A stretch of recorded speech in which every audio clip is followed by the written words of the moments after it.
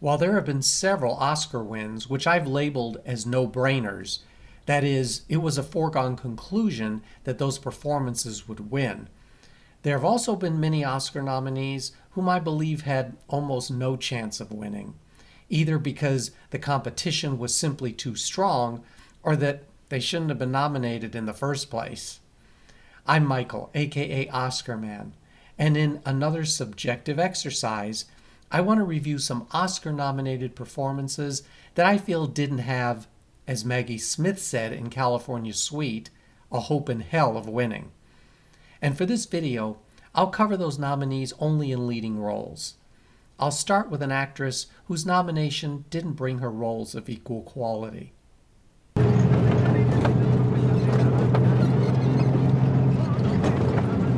¿Usted trabaja para Javier? ¿Es difícil el trabajo? Pues no es fácil, pero tampoco difícil. ¿Cuántos años tiene usted? 17. Pero yo ya dentro dije que tenía 18. 2004's Maria Full of Grace starred Catalina Sandino Moreno, a Colombian actress making her film debut. Yo ya hablé con don Fernando. Yo arreglé todo ya para que Lucy se devuelva a Colombia, Carla. ¿Arregló? Carla, por favor. ¿Usted qué va a arreglar? Usted no va a arreglar nada. Usted no toca a mi hermana. ¿Qué pasa? Ya hizo lo suficiente. No, Carla, usted no entiende. ¿Qué hicieron? Puticas asquerosas, Carla, por favor, ¿ah? escúcheme, nomás No, escúcheme. usted nunca fue amiga de Lucy, nunca. No me diga eso, mire, yo la traté de ¡Se ayudar. me salen ya! Pero yo traté de ayudarla, Carla, Ya. seguro. As Maria Alvarez, a Colombian woman who becomes a drug mule for a trafficking ring, Catalina Sandino Moreno auditioned with 800 other hopefuls for the role. She won raves for her first movie, along with nominations and some wins in various award competitions. At the 2005 Oscars, Hilary Swank won her second Lead Actress Award for that year's Best Picture, $1 Million Baby. Her main competition was Annette Bening in Being Julia. The other nominees were Imelda Staunton in Vera Drake and Kate Winslet in Eternal Sunshine of the Spotless Mind. At best, Catalina Sandino Moreno was a dark horse, and I think the nomination was the win for her. Following quite an auspicious beginning in films, Moreno waited 3 years until making her second movie, and what followed has been a string of titles that are largely unfamiliar to the general movie-going public. Moreno has, to date, been unable to duplicate her initial success in films, yet she continues to work. Was her nomination for Maria Full of Grace a fluke, or is Catalina Sandino Moreno just another example of a talented actress unable to find suitable roles, like so many before her? Do you think we'll see her at the Oscars again? Well, now, what happened is one of our base commanders, he had a sort of, well, he went a little funny in the head. You know, just a little funny. And he went and did a silly thing. Well, I'll tell you what he did. He ordered his planes to attack your country. Peter Sellers was equally adept at drama when given the opportunity. No, I'm perfectly serious, operator. The President, yes, the President of the United States. Oh, I'm sorry, I haven't got enough change. Could you make this a collect call, operator? Greenhouses could maintain plant life. Animals could be bred and slaughtered. Quick survey would have to be made of all the available mine sites in the country. But I would guess that dwelling space for several 100,000 of our people could easily be provided. Dr. Strangelove, or How I Stopped Worrying and Loved the Bomb, was a 1964 black comedy written, produced, and directed by Stanley Kubrick. In this political satire, which parodied fears about a nuclear war between the United States and the Soviet Union, Peter Sellers played 3 roles and was specifically cast for the film because the studio, Columbia Pictures, was so impressed with his portrayal of multiple roles in Lolita. All went well with production of Dr. Strangelove until word got back that Columbia was becoming uneasy with the film's subject matter, which it feared might be construed as anti-American. The movie's release was delayed until January of 1964, partly because of the assassination of President Kennedy a few months earlier. Critical response to Dr. Strangelove was overwhelmingly positive, especially for Peter Sellers' performance, which earned him the first of his 2 Best Actor Oscar nominations. So why am I including him in this video? Well, let's take a look at Best Actor of 1964. The winner, Rex Harrison in My Fair Lady, was a no-brainer. Come on, the film swept the awards, was a massive box office hit, and musicals were hot in the 1960s, with 4 of them winning Best Picture. Anthony Quinn, though excellent in Zorba the Greek, already had 2 Oscars, and Richard Burton and Peter O'Toole were at the beginning of their respective losing streaks. Though Dr. Strangelove was also nominated for Best Picture, Director, and Screenplay, I think it was considered a risky choice at that time, leaving Peter Sellers as a long shot for the conservative Academy. Dr. Strangelove has only built upon its initial acclaim by landing on several lists as one of the greatest films of all time. As for Peter Sellers, to me, he always seems somewhat ahead of his time, often misunderstood, and his talents underappreciated. Do you think he could have prevailed if Dr. Strangelove had been released in another year? Well, you make me nervous. Just swinging with you? No, not just that. What else, then? Well, all them questions you asked me about the fire. I was only inquiring about your husband. About his leaving the house after supper. Well, there's no reason why I should have to explain things to you. Speaking of controversy, 1956's Baby Doll starred Carol Baker in the title role as a naive teenage bride. Well, let's go in now. We got nothing to do but wait for tomorrow and see if we're remembered or forgotten. Of course, tamed by today's standards, Baby Doll generated a lot of discussion, centered around the film's implied sexual themes. Based on the combination of 2 plays by Tennessee Williams, who else, Baby Doll brought Carol Baker her one and only Oscar nomination as the childlike bride who refuses to consummate her marriage to her husband, played by Karl Malden. The film was deliberately marketed to be titillating, but its treatment of the subject matter was anything but, leaving viewers at times uneasy and unsure as to what to make of it.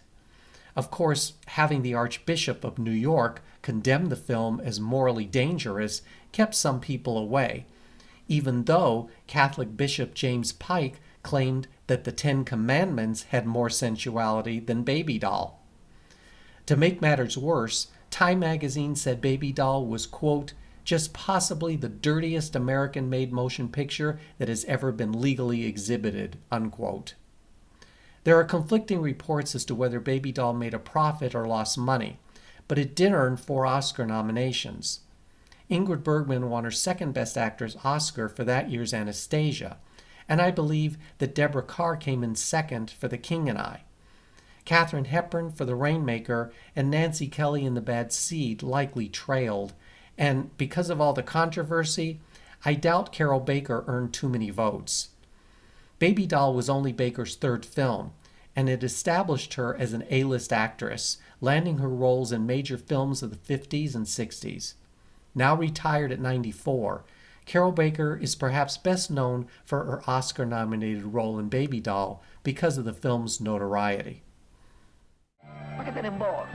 Tu strillo. Ma chi mi dice nemmeno parola, ma danno fastidio. E tu non ci sai rispondere. E se qualcuno ti manca di rispetto, tu ci dici che sei fidanzata a me. Queste parole testuali. Fidanzata a Pascalino Sette Bellezza. Performing in a foreign language film doesn't automatically make you the underdog at the Oscars. In 1976's Seven Beauties, Giancarlo Giannini was Oscar nominated for his role as Pasqualino. Io la verità e politica non mi occupo, io ho altri interessi. Papà era un mieto socialista, un oratore accottimo, ma io poco ci vedo.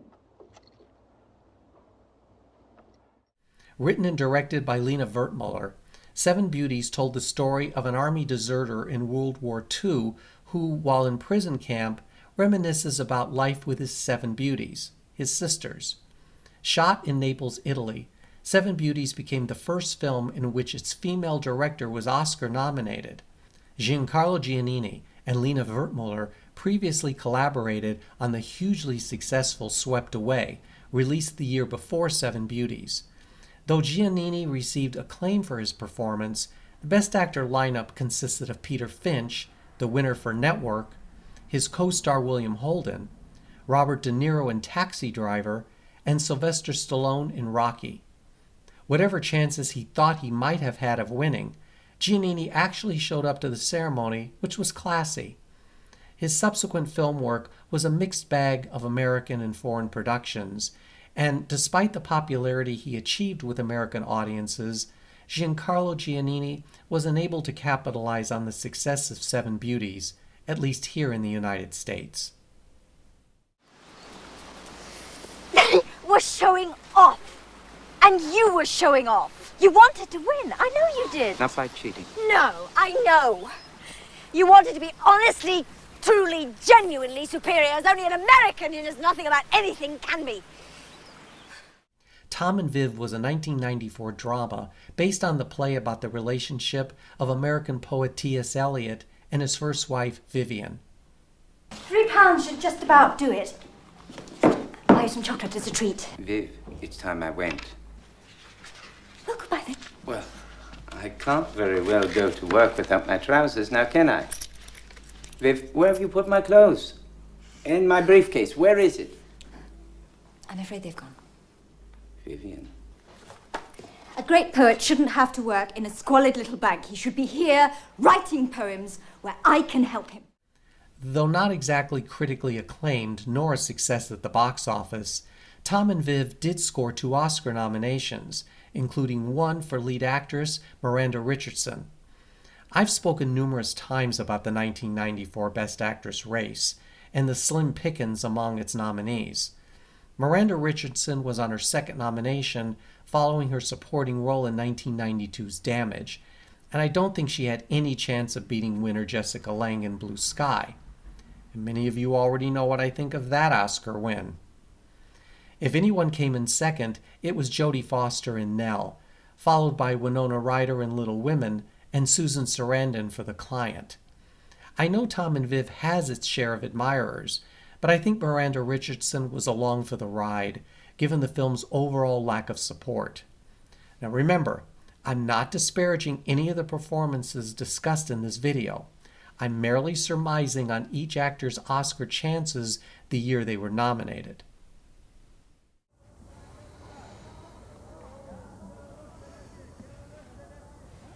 Don't you think this one's lovely? Yeah. Yes, actually. Yeah, the mom was telling me that each of these carpets tell a different story. Like, the symbols and motifs, they represent different things. After Sun was somewhat of a late bloomer by the time the Oscar nominations were announced. You've got a built-in rest there. No danger. I'm right-handed and I'm playing with a kid, right? Go easy. We on a break or? Yeah.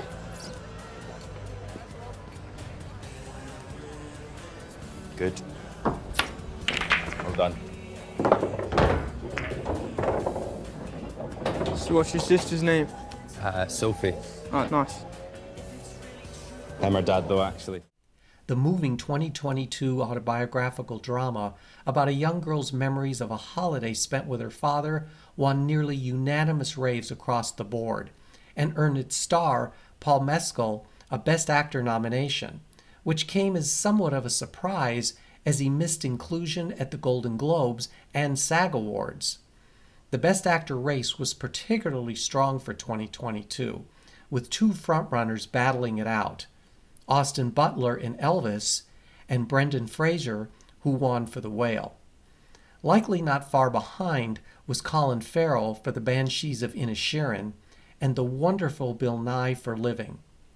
Some thought Paul Mescal might be the wild card because of the groundswell for After Sun following his nomination, but I don't believe he had much of a chance at an upset win. If that happened, it would have been Bill Nye, and I knew he was a long shot.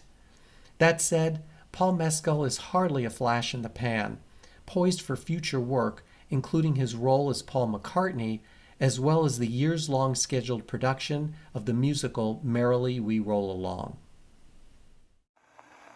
Well, I heard about you lots of times.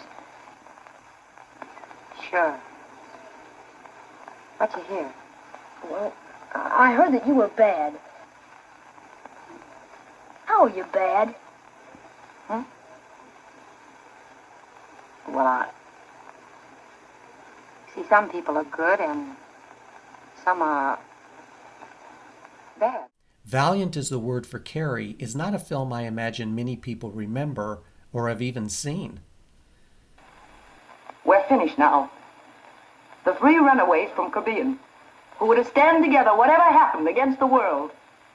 Everything I've hoped for, everything I thought we were living for is gone. But maybe you've forgotten the three runaways too. The 1936 drama received its sole Oscar nomination for Gladys George as Best Actress. So what was so valiant about Carrie?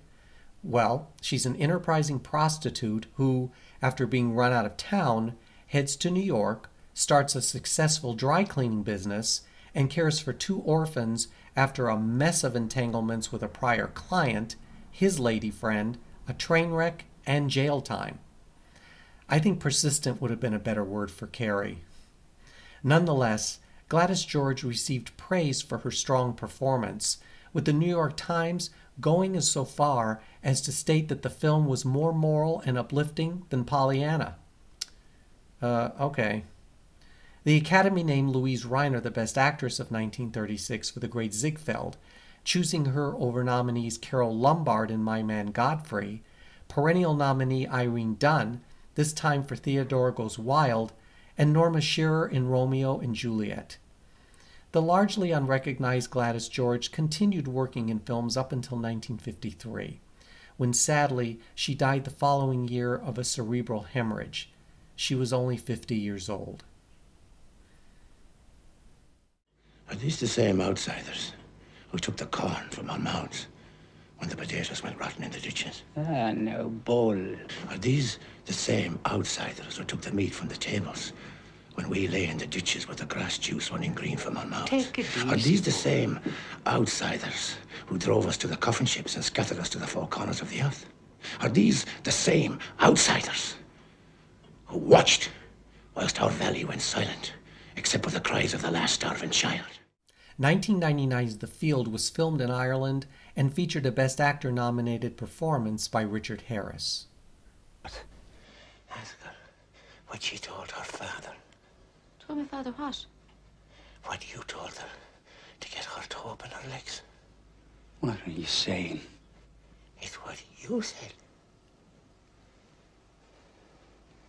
He's betrayed us. I suppose you told her that you killed the Yank. Did you tell her that you killed the Yank?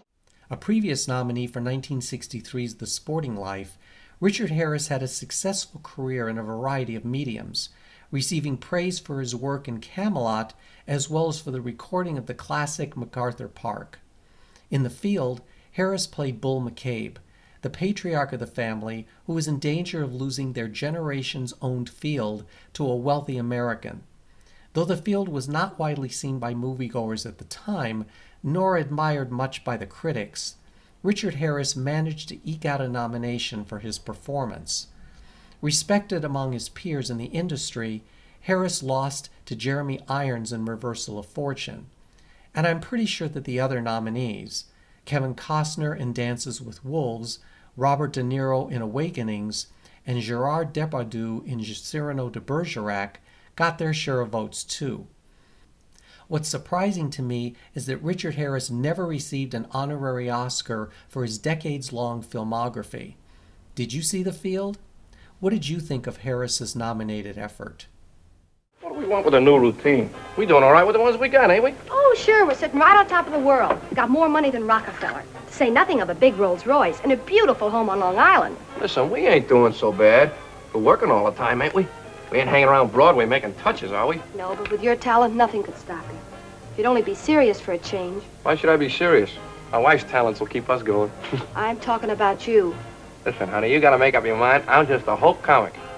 So don't go wasting your time trying to clean me up. I could be a big flop on a real show. Performances in musicals have been nominated for and won Oscars over the years. Dan Dailey's nomination for When My Baby Smiles at Me is, for me, an interesting one.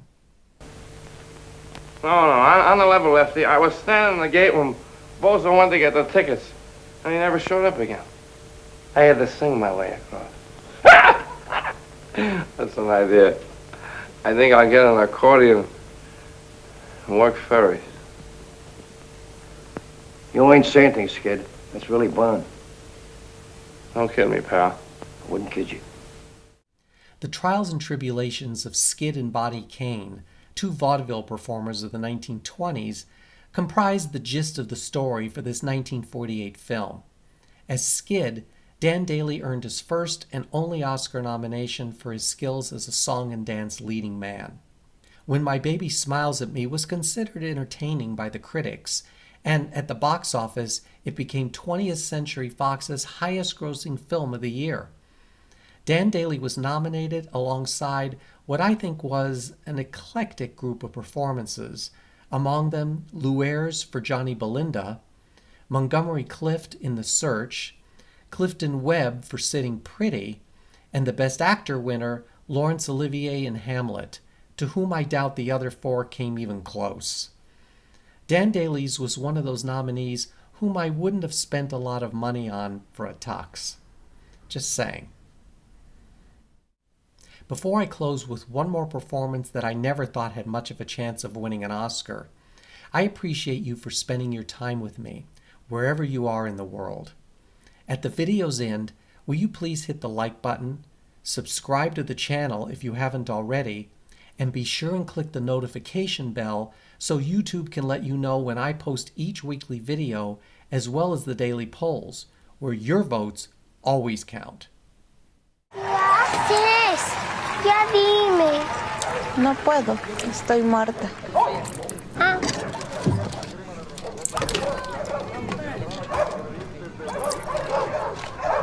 Oye, me gusta estar muerta. In her acting debut, Yalitza Aparicio was nominated for Best Actress for 2018's Roma. Bueno, el gringo ya estaba aquí, pero el coreano es nuevo. ¿Es para las Olimpiadas? Algo así. ¿Quién te dijo que estaba aquí?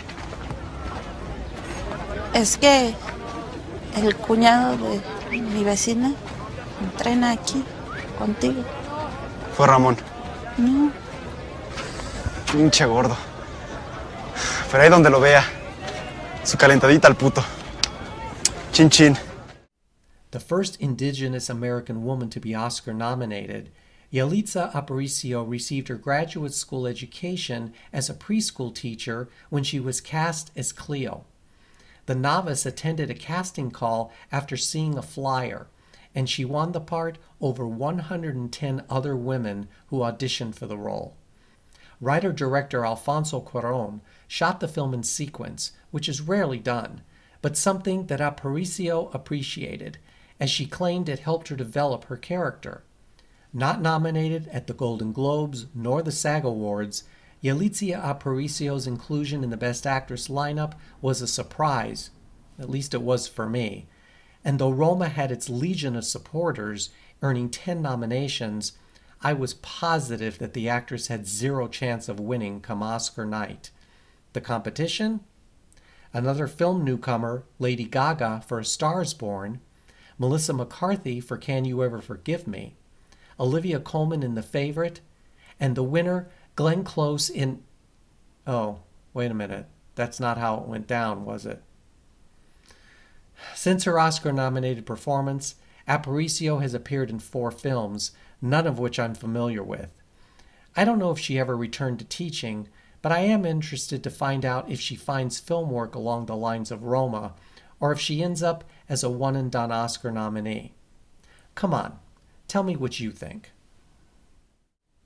Before you go, take a look at the stills from the original ending to Dr. Strangelove, which consisted of a pie fight among those in the war room. Stanley Kubrick decided not to use it because the players were enjoying it too much, and it went against the satirical tone of the film. Nothing else, it looked fun.